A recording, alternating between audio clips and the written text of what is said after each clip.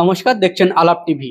আর এই মুহূর্তে আমাদের সঙ্গে রয়েছেন প্রত্যুষা চট্টোপাধ্যায় মহাশয়া। যিনি পেশায় শিক্ষিকা, এর পাশাপাশি তিনি লেখালেখি করেন। লেখালেখি তার অবসর জীবনের সঙ্গী, প্রাণের আরাম আর অব্যক্ত অনুভূতি। আপনাকে স্বাগত জানাই আলাপ টিভিতে। নমস্কার। আমার আজকে আপনাদের সাথে এখানে এসে কাজ করতে পেরে খুব ভালো লাগছে। সরাসরি প্রশ্নে চলে যাই, আপনার লেখালেখির শুরু কবে থেকে যদি একটু বলেন।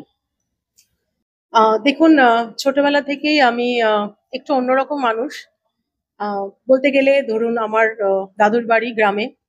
তো যখন আমি ট্রেনে করে যেতাম, দুদিকে ধান ক্ষেত, সেখানে পুকুর। অনেক সময় এই যে পুজোর সময়টা যখন যেতাম আমরা, পুকুর ভরা পদ্ম, শালুক, এগুলো আমাকে ভীষণভাবে ছুঁয়ে যেত। এবং এখনো যখন আমি সপরিবারে যাই গ্রামের দিকে বেড়াতে, তখন আমাকে এগুলো ভীষণভাবে টানে। তো সেই জায়গা থেকেই আস্তে আস্তে ধরুন আমি যে শিক্ষাগত জায়গায় যে পৌঁছই, সেখানেও আমার বাচ্চাদের সঙ্গে যখন আহ, মেলামেশা থাকে, তাদের সাথে যখন পড়ানোর মাধ্যমে ইন্টারাকশন থাকে, তখনও কিন্তু আমাকে সেই জায়গাগুলো ছুঁয়ে যেতেই হয়। কোনো গল্প বলা বলুন, কোনো কবিতার ব্যাখ্যা, তাদেরকে আমাকে এই প্রকৃতির মাধ্যমে বা বিশেষভাবে সুন্দরভাবে তাদেরকে বুঝিয়ে তোলা, পড়াটা মনোগ্রাহী করে তোলা, এটা আমার উদ্দেশ্য হয়ে থাকে। তো সেই জায়গায় দাঁড়িয়ে বলার অভ্যেস এবং কিছু কিছু সময় নিজের যে কথাগুলো অব্যক্ত, সেইগুলোকে তুলে ধরা, ডায়েরির পাতায় লিখে রাখা, এরকম ক্ষুদ্র প্রয়াস কিছু ছিল, বিস্তারিতভাবে কিছু ছিল না। কিন্তু বিগত ৩-৪ বছর এই একটা আমাদের কঠিন সময়ের মধ্যে দিয়ে আমরা, বলা ভালো সমগ্র পৃথিবীবাসী, দেশবাসী, আমরা একটা কঠিন সময়ের মধ্যে দিয়ে গেছি। আমরা সবাই জানি যে করোনায় আমাদের পৃথিবী কিভাবে দুর্দশাগ্রস্ত হয়েছিল, মানুষের প্রাণনাশ, অর্থনৈতিক সংকট এবং আরো বিভিন্নভাবে তাদের মানসিকভাবে তারা বিপর্যস্ত হয়েছিল। সেই জায়গায় দাঁড়িয়ে আমি এবং আমার পরিবারও অনেকটাই ক্ষতিগ্রস্ত হয়েছি। এবং সেই সমস্ত জমে থাকা ক্ষোভ, দুঃখ, কষ্ট, যন্ত্রণাগুলো আমার মনে হলো যে বোধহয় শুধু কষ্টের কথা বলে কাউকে, কিংবা হয়তো গোপনে অশ্রুজল ফেলাটা কাজের কথা নয়। আমাদের ঘুরে দাঁড়াতে হবে, ঘুরে দাঁড়াতে হবে এবং এগিয়ে চলতে হবে।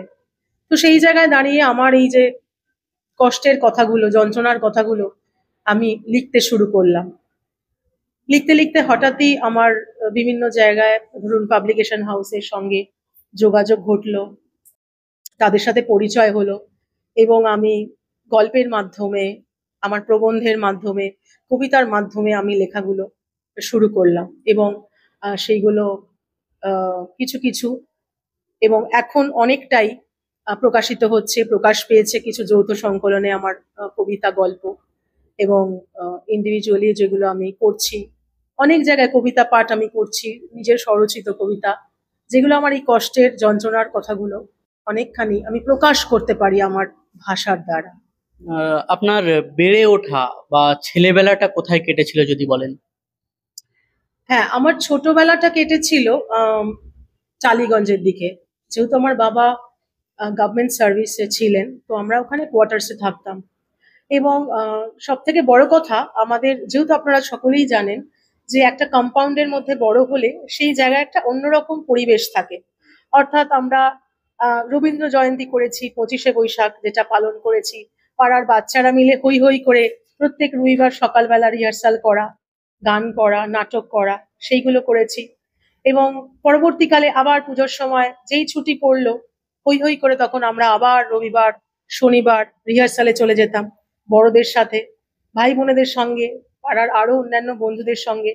তো এই জায়গার যে সংস্কৃতিগুলো, সেগুলো আমাদের ছোটবেলা থেকেই বলতে পারেন কিছুটা রপ্ত হয়ে রয়েছে, যেটা আমরা এখন হয়তো অনেকটা কমে গেছে, আমরা দেখি সেই জায়গাটা নেই।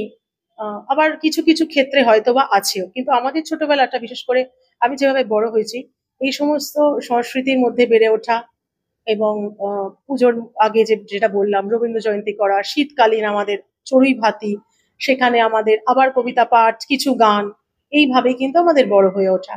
এবং পরবর্তীকালে আমি যখন আমার বাবা রিটায়ার করেন, তারপরে আমরা বেহালাতে আসি। এবং এখন আমাদের পরবর্তীকালে আমারও শিক্ষাগত যে জায়গাটা, তো সেখানে আমার স্কুল সবই দক্ষিণ কলকাতা বেহালার কাছেই। তো আমি এখন সেখানেই বসবাস করছি বর্তমানে। এই যে আপনি বললেন যে আপনার মনের জমে থাকা ব্যথা বেদনা থেকে লেখালেখি শুরু করেছিলেন। অনেকেই বলেন যে যে কোনো সাহিত্য বা কবিতা ক্ষেত্রে মানুষের ভেতরে জমে থাকা আবেগ, দুঃখ, হতাশা থেকে এই কবিতাটা উঠে আসে। এটা কি সত্যি? আপনার কি মনে হয়? দেখুন, অনেক গুণী মানুষ এবং বড় মাপের মানুষেরা এটা বলে গেছেন, একদমই ঠিক কথা।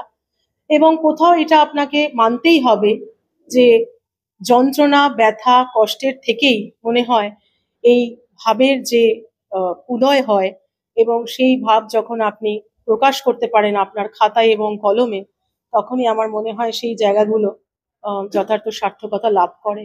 অর্থাৎ আমি প্রথমেই যেটা বললাম যে করোনায় অনেক কিছু জীবনের ক্ষতি হয়ে গেছে, কিন্তু সেই জায়গাটা আঁকড়ে ধরে বাঁচলে তো হবে না, এগিয়ে যেতে হবে। আজকে দেখুন, মানুষ সমস্ত অসুবিধার সময় জায়গাগুলো, সেই দুঃখের জায়গাগুলো, কষ্টের জায়গাগুলো কাটিয়ে তারা এখন অনেকটা নিজের মতো এগিয়ে চলেছে প্রগতির পথে। পৃথিবী ঘুরে দাঁড়িয়েছে, ভারতবর্ষ ঘুরে দাঁড়িয়েছে, এবং পরবর্তীকালে আমরা দেখেছি যে আমাদের লুনার এক্সপিডিশন হয়েছে, আর অন্যান্য যে সমস্ত স্পেসে আমাদের ভারতবর্ষ থেকে মানুষ গেছে। তো মানুষ কোথাও থেমে নেই। আর এটা তো ঠিক, যেটা আমরা জানি, আমাদের প্রাণের মানুষ রবীন্দ্রনাথ ঠাকুর, রবি কবিরও দেখুন, আপনি যদি জীবনী পড়ে থাকেন, সেই জায়গায় দাঁড়িয়ে দেখবেন যে মানুষ কতটা কষ্ট পেয়েছেন, উনি কতটা কষ্ট পেয়েছেন, এবং যত কষ্ট পেয়েছেন তত যেন ওনার লেখা ওনার মধ্যে থেকে, সেই জায়গাগুলো থেকে বেরিয়ে এসছে। আমরা কত গান পেয়েছি, আমরা কবিতা পেয়েছি, আমরা নৃত্যনাট্য পেয়েছি।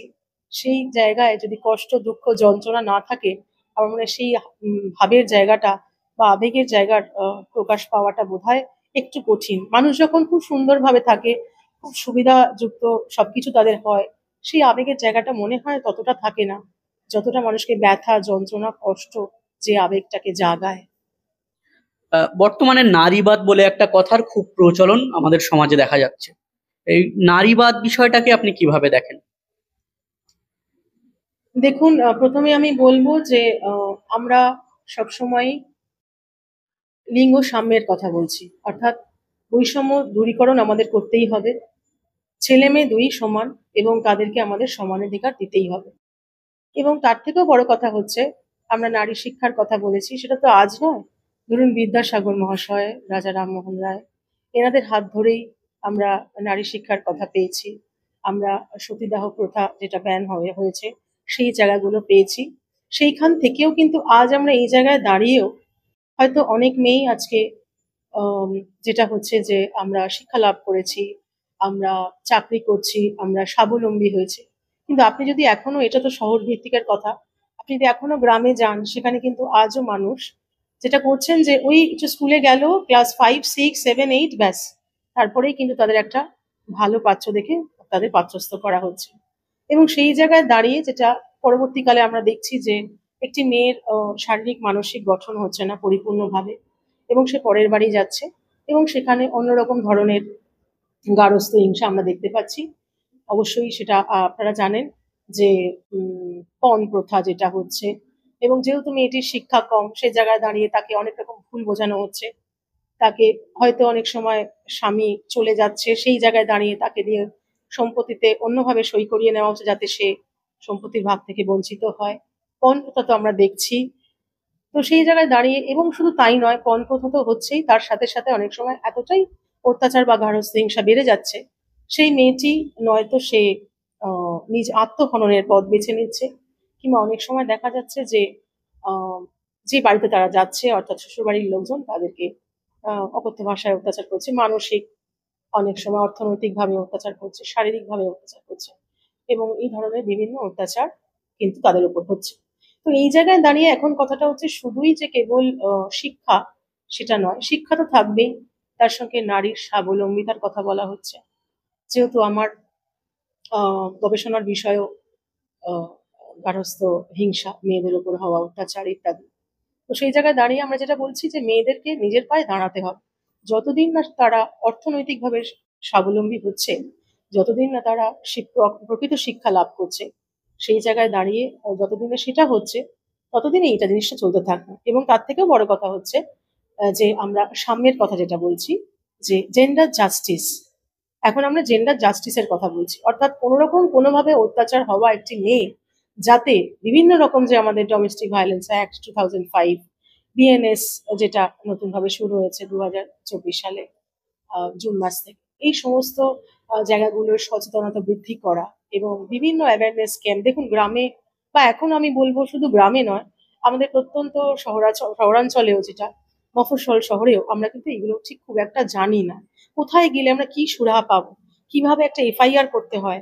অনেক সময় বাড়িতে হয়তো একটি মেয়ে কাঁদতে কাঁদতে এলো, নিজের বাপের বাড়িতে ফিরে এলো, তাকে বলা হলো মানিয়ে গুছিয়ে নাও বাবা, তুমি আবার ফিরে যাও নিজে, ওটাই তোমার নিজের জায়গা। কিন্তু সেই জায়গায় দাঁড়িয়ে যে বাপের বাড়ি থেকে তাদের যে স্টেপ নেওয়া, কোথায় ভুল হচ্ছে, কোথায় ত্রুটি হচ্ছে, সত্যি কি মেয়েটি অত্যাচারিত যে হচ্ছে, তাহলে তো তার একটা, অবশ্যই তার একটা প্রতিবাদ হওয়া দরকার। সেই জায়গায় দাঁড়িয়ে আমাদের জেন্ডার জাস্টিস এখন কথাটা অবশ্যই আমাদের মনে রাখতে হবে। এবং এটা শুধু নারীবাদ বলে কথাটা না, আমাদের অধিকারের লড়াই, এটা রাখতে হবে। নারীর শিক্ষা, স্বাবলম্বিতা, এই জায়গাগুলোর উপরে আমাদের কিন্তু বিশেষভাবে নজর দেওয়া প্রয়োজন। তার কারণ আমরা বিগত 10-15 বছর দেখছি, এবং এখন ইদানিংকালে ভীষণভাবে বেড়ে যাওয়া নারীর ওপর অকথ্য অত্যাচার, পাশবিক হিংস্রতা, এগুলো কিন্তু বেড়েই চলেছে। আমি তাও কিছু নাম দিচ্ছি, কিছু নাম বলছি। আমরা দেখেছি আহ অন্যান্য প্রদেশে হাথরসের ঘটনা, উন্নাওয়ের ঘটনা। আমরা দেখেছি রিসেন্টলি আমাদের নির্ভয়া অভয়া কাণ্ড। আমরা দেখেছি কসবা ল কলেজে ঘটে যাওয়া যে সমস্ত বীভৎস কাণ্ড, যেখানে একজন বন্ধুর ওপরে তার বিশ্বাস নেই। এবং উড়িষ্যার বিভিন্ন জায়গায় প্রত্যেক দিন আপনি নিউজ পেপার যদি খোলেন, টিভি খোলেন, আপনি দেখবেন এই ধরনের হিংস্রতার খবর ছড়িয়ে পড়ছে। এটা তো সমাজের পক্ষেও ভালো না। এটা সমাজের পক্ষেও ভালো না। কেন? মানুষ ভালো জিনিসকে নষ্ট করে দিয়ে খারাপ জিনিসটার দিকেই এগিয়ে যাচ্ছে। কেন? মানুষ ভালো জিনিস গ্রহণ করতে তার সময় লাগে, কিন্তু খারাপ জিনিস তারা চট করে গ্রহণ করে নিতে পারে, তারা চট করে শিখে ফেলে। সেই জন্য আমার মনে হয় যে এই জায়গাটা, বিশেষ করে সরকারের বলুন, বিভিন্ন প্রাতিষ্ঠানিক প্রেক্ষাপটে বলুন, আমাদের এই জায়গাটা মূল চিন্তা ভাবনা হওয়া উচিত যে এই গার্হস্থ্য হিংসা এবং নারীর ওপর হওয়া যে অকথ্য অত্যাচার, সেগুলো কিন্তু নিরাময়ের বিশেষভাবে প্রয়োজন। আপনি যেহেতু একজন শিক্ষিকা, আহ সকলেই বলেন যে শিক্ষক বা শিক্ষিকা হলো সমাজ গড়ার কারিগর। এই সমাজের বিভিন্ন অবক্ষয়, এগুলো আপনাকে কতটা নাড়া দিয়ে যায়? দেখুন, যেহেতু আমাদের আপনি যেটা বলেছেন যে আমরা উম, সমাজে মানুষ গড়ার কারিগর, একদম কথাটা ঠিক। এবং যখন একটি বাচ্চা স্কুলে আসে, নিজের বাড়ির পরিবেশের গণ্ডির বাইরে বেরিয়ে, তখন কিন্তু তার মা কিংবা বাবা, যদি আপনি বলেন, তাহলে সেক্ষেত্রে আমার মনে হয় একজন শিক্ষিকা তার মা, তার গুরুমা, এবং একজন শিক্ষক তার গুরু বাবা। তো সেই জায়গায় দাঁড়িয়ে সেই শিক্ষাটা কিন্তু সে আমাদের কাছ থেকেই নিচ্ছে। আমরা যদি তাদেরকে সঠিকভাবে চালিত না করতে পারি, তাদেরকে প্রকৃত শিক্ষায় শিক্ষিত না করতে পারি, আমার মনে হয় সেটা আমাদের উপর অনেকটাই দায়বদ্ধতা বর্তায়। এবং সেই জায়গার শিক্ষা লাভ করেই কিন্তু তারা প্রথমে ধরুন প্রাইমারি, তারপর secondary, high secondary, college, university, এবং যখন তারা কিছু কিছু বাচ্চা বাইরে পড়তেও যাচ্ছে বিদেশে, তখন আমার ভারতের সংস্কৃতি তারা কিন্তু তাদের সঙ্গে বয়ে নিয়ে চলেছে। এবং এই জায়গায় দাঁড়িয়ে আমার তো মনে হয় নিশ্চয়ই শিক্ষক সমাজ, শিক্ষক শিক্ষিকার একটা বড় গুরুত্বপূর্ণ অধ্যায় থেকেই যায় এদেরকে তৈরি করার ক্ষেত্রে। এবং এখানে আমাদের প্রথমেই শেখাতে হবে যে একজন ছেলে একজন মেয়ে দুজনেই কিন্তু সমান, কেউ কারোর থেকে বড় না, কেউ কারোর থেকে ছোট না। এবং এই যে একজন একজনের সাহায্যে এগিয়ে যাওয়া, শেয়ারিং অ্যান্ড কেয়ারিং যেটা আমরা ইংরেজিতে বলি, সেই জায়গাগুলো আমাদের কিন্তু মেনে চলতেই হবে। তাহলে হয়তো একজন বন্ধু বন্ধুর শত্রুতা করতে পারবে না, একজন বন্ধু বন্ধুর বিশ্বাসঘাতক হতে পারবে না, তার ক্ষতি করে দিতে পারবে না। তো অবশ্যই আমার মনে হয় স্কুল বা বিদ্যালয় সেই জায়গা যেখানে আমাদের গুরুত্বপূর্ণ পূর্ণ ভূমিকা অবশ্যই থেকে যায় বাচ্চাদের গড়ার প্রতি। বর্তমান সময়ে দেখা যায় যে অনেক মায়েরা গর্ব করে বলেন আমার ছেলে বা মেয়ে বাংলা ভাষা বলতে পারে না, তার বাংলাটা ঠিক আসে না কবির ভাষায় বলতে গেলে। এই যে বাংলা ভাষাটাকে একটা সাইড করে দেওয়া, যেটা মাতৃভাষা, সেটাকে পিছনে ফেলে দিয়ে অন্য ভাষাকে গ্রহণ করা, এটা কতটা নাড়া দেয় আপনাকে, বা কি মনে হয় আপনার? না, একদম ঠিক বলেছেন। বর্তমান যুগে যেটা আমরা দেখছি যে সরকারের বিভিন্ন প্রয়াস রয়েছে বাংলা ভাষাকে বিশেষভাবে আকর্ষণীয় করে তোলার এবং তার সম্মান রক্ষার যে লড়াই, সেটা আমরা দেখতে পাচ্ছি ইদানিংকালে। এবং এটা ঠিক যে দেখুন, মাতৃভাষা মাতৃদুগ্ধ, এবং সেই জায়গায় দাঁড়িয়ে আমাদের অবশ্যই মাতৃভাষাকে নিজের অন্তরে আমরা রাখি। কেন, একটি শিশু যখন জন্মায় তখন সে প্রথমেই আস্তে ধীরে বলতে শুরু করে মা। প্রথম কথা তার মা হয়, তারপরে বাবা, এবং আস্তে আস্তে সে কথা শেখে। তো সেই জন্য সেই জায়গায় দাঁড়িয়ে আমি যখন পশ্চিমবঙ্গের বা বাঙালি ঘরে আমি জন্মাচ্ছি, তখন আমার মাতৃভাষাই হচ্ছে সবচেয়ে নিজের এবং কাছের, বলা যেতে পারে অন্তরের ভাষা। এবং এই ভাষা দিয়ে আমরা আমাদের ভাবটা প্রকাশ করতে পারি। এবং আপনি দেখেছেন, আপনি জানবেনও হয়তো যে আমরা মধুসূদন, কবি মধুসূদনের কথা বলছি। উনি প্রথমে ইংরেজি সাহিত্য চর্চা করেছিলেন, তারপরে সেখান থেকে উনি কিন্তু যখন বাংলা ভাষায় আবার ফিরে এলেন, তখন তার প্রতিপত্তি খ্যাতি অনেক উঁচুতে উঠে যায় এবং উনি সমাদৃত হয়েছিলেন বাঙালি সমাজে বিশেষ করে। এবং ওনার নিজেরও একটা খুব আপ্লুত হয়েছিলেন এবং আনন্দের জায়গা তৈরি হয়েছিল। এবং অন্যান্য এখনো অনেক বর্তমান কবি যারা রয়েছেন, তাদেরকে আমরা দেখি যে কেউ হয়তো ইংরেজি ভাষায় চর্চা করেছেন, পড়াশোনা করেছেন, কিন্তু তারা অবসর সময় কিন্তু কবিতা লিখেছেন এবং তারা যথেষ্ট নাম করেছেন, সুনাম করেছেন। এবং এরম আমরা প্রচুর আমাদের পাই পশ্চিমবঙ্গে। এবং এই কথা ঠিক দেখুন, ইংরেজিকে আমরা অস্বীকার করতে পারি না বা হিন্দিকেও অস্বীকার করতে পারি না। আমি বলবো অন্তরের ভাষা থাক না মাতৃভাষা, আমার বাংলা ভাষা, আমারই বাংলা ভাষা। কিন্তু ইংরেজি এবং হিন্দি এটা আমার, বলতে গেলে ধরুন, আমার ভারতবর্ষ অনেক বড় দেশ, বিবিধের মাঝে মিলন মহান। সেই জায়গায় দাঁড়িয়ে কিন্তু আমি শুধু তো মাতৃভাষায় হবে না, সেক্ষেত্রে আমার আমার মনে হয় যেটা ওয়ার্কিং ল্যাঙ্গুয়েজ, অফিসিয়াল ল্যাঙ্গুয়েজ, আমি হিন্দি ইংরেজি আমি শিখে নিই, ক্ষতি তো নেই, কিন্তু মাতৃভাষা থাক অন্তরে, আমার প্রাণের ভাষা মাতৃভাষা। ইদানিংকালে আপনি যেটা বলেছেন যে কিছু মায়েরা এটা নিয়ে গর্ব করেন যে আমার ছেলে বা মেয়ে ঠিক বাংলাটা বলতে পারে না। সেটা ঠিক কিছু অংশে, আমি বলবো পুরোটা নয়। কেন, মানুষ যারা, আমার মনে হয় যেটা আমরা যে পারিবারিক যে জায়গাটা পেয়েছি, যে সংস্কৃতিতে আমরা বড় হয়েছি, আমি নিজে একজন কনভেন্টে পড়া, কিন্তু আমি যখন কবিতা লিখছি, গল্প লিখছি, প্রবন্ধ লিখছি, সেটা কিন্তু আমি যখন আপনাকে আগেই বললাম মনের ভাব প্রকাশ করছি, তখন কোথাও যেন আমি একটা তৃপ্তি বা শান্তির জায়গা আমার বাংলা ভাষাতেই লাভ করি। এবং আমার মনে হয় এই যে সমস্ত পরিবার এইগুলো লালন পালন করেন, তাদের বাংলা ভাষার চর্চা, তাদের সংস্কৃতি মনস্কতা, আমার মনে হয় তাদেরও পরবর্তী প্রজন্মকে তারা সেই শিক্ষায় শিক্ষিত লাভ করান। হ্যাঁ, এবার কিছু কিছু আলাদা আলাদা ঘটনা হয়তো, যেটা আপনি বললেন যে বাংলা ভাষা ঠিক আসে না, আমার মনে হয় এটা খুবই সামান্য। তবে হ্যাঁ, এই ঘটনাও ঘটছে সমাজে। কিন্তু ওই যে বললাম যে পারিবারিক যে ঐতিহ্যের কথা, সেটা যার বাড়িতে রয়েছে তারা কিন্তু অন্যভাবেই তাদের সন্তানদের শিক্ষিত করে তুলবেন। মাতৃভাষার যে সম্মান, যে গুরুত্ব, অবশ্যই তারা সেটা তাদের সন্তানদের ওপরে দেবে। এবার আপনারা একটা কবিতা দিয়ে শেষ করবেন। আচ্ছা, কবিতাটির নাম নারী। নারী, তোমার কত শত রূপ, কত জন্ম। কখনো তুমি কন্যা, কখনো তুমি ভগিনী, আবার কখনো তুমি বধূ, তো কখনো তুমি বন্ধু। তোমার সবচেয়ে সুন্দর রূপ হলো যে তুমি মা। তুমি আমাদের দুর্গা মা, প্রকৃতি মা ও ধরিত্রী মা। তবে তোমার উপর অত্যাচারের আজ শেষ নেই যেন। কখনো অসুর, কখনো রোগ জরা, কখনো বা সন্ত্রাসবাদ। সময় এসেছে এবার আঘাত হানো। নারী, তুমি সবই সহ্য করছো নীরব হয়ে। ভেবেছে ওরা তোমার নেই কোনো শক্তি এ শরীরে। নারী, তুমি সেই মা যে আপন রক্তে সিঞ্চিত করেছ নিজের শরীরে এক ছোট্ট শিশুকে। নারী, তুমি সেই মা যে শিখিয়েছ ছোট্ট ছোট্ট পায়ে চলতে, আর শিখতে, বলতে ও প্রগতির পথে হাঁটতে। তবু নারী কেন তুমি ধর্ষিতা আজ? সংসারের দুর্বিষহ জ্বালায় হচ্ছে অনবরত এ কাজ। তবে কি ধর্ষণ সংশোধনের হবে না কোনো প্রয়াস? সমাজ অবক্ষয়ের উন্মাদনায় চলবে ধর্ষকদেরই কেবল উল্লাস। হে নারী ও পুরুষগণ, সবে মিলে জাগো তবে, এই অবমাননার প্রতিবাদ করো। আর কবেই বা সোচ্চার হবে? ধর্ষণ নামক ব্যাধির করো নাশ, বন্ধ করো এ ত্রাস। ধর্ষকের জন্য আনো কঠিন এক বিনাশ। নারী, তোমার সৃষ্টির চরণে করি শত কোটি প্রণাম।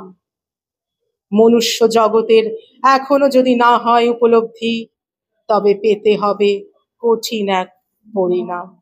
ধন্যবাদ।